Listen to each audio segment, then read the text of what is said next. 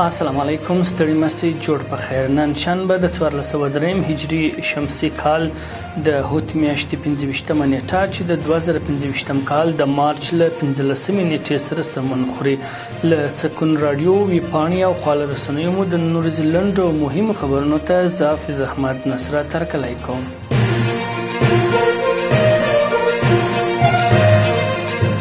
بغلان کې روان کال 1490 ښوونکي پر دندو ګمارل شوي دي. د بغلان ولایت د پونې ریاست مسؤلین وایي چې یاد ریاست په روان 1403 کال کې د 1409 ښوونکي په بیلابیلو ښوونځیو کې پر دندو ګمارلي دي. د یاد ولایت د پونې ریاست د عمومي تعلیماتو امیر امان الله کیار ویلي چې دغه ریاست د روان 1403 کال د ازموینو له لارې 1400 ښوونکي د یاد ولایت په بیلابیلو ښوونځیو کې په دندو ګمارلي چې له جملې څخه 250 ښځینه ښوونکي دي.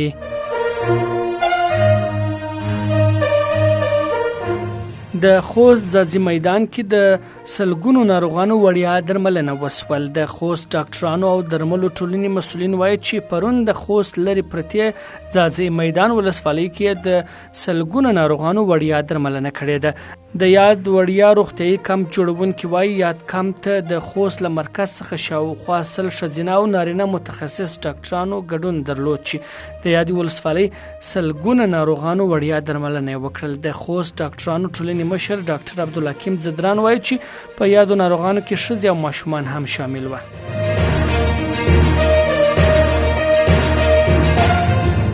د کډوالۍ سازمان مرستیالي سره د افغان کډوالو د ستونزو پر حل خبرې وسوې. د افغان کډوالو او بیرته راستنېدونکو چارو سرپرست وزیر د کډوالۍ نړیوال سازمان له مرستیالي مونیا مسکون سره کتنه کې د افغان کډوالو پر وضعیت خبرې کړې دي. مهربان مسکون له ګاونډي هیوادونو په جبري توګه د افغان کډوالو د ایستلو په اړه اندېښنه ښودلې او د مرستو د دوام ډاډ یې ورکړی دی. په دې کتنه کې د کډوالو چارو سرپرست وزیر د کډوالو لپاره د بشري مرستو ارزښت ته په اشاره ټینګار کړی چې سرپرست حکومت د کډوالو ستونزو ته دایمي حل لټوي.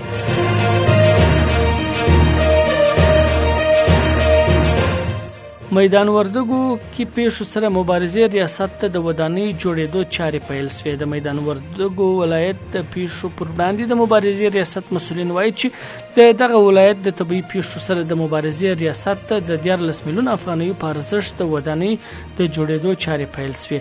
د دغه ولایت د طبي پیښو پر وړاندې د مبارزې ریاست رئیس فیض الله جلالي ویلي چې دغه ودانۍ به په 2 پوړیز ډول د 14 میلیون افغانیو په مالی لګښت د راتلونکو 6 میاشتو په موده کې د طبي پیښو سره د مبارزې وزارت په مالی لګښت جوړیږي.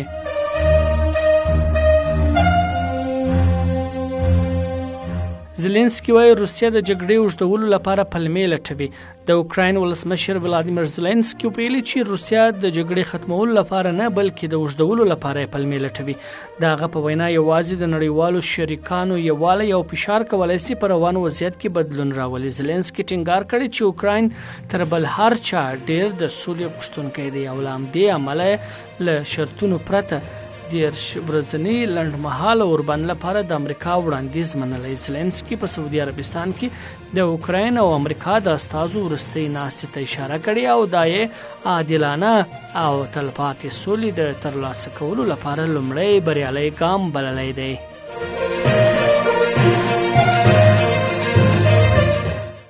دا د نیوزیلند مهم خبرونه. تر بیا د الله په امان.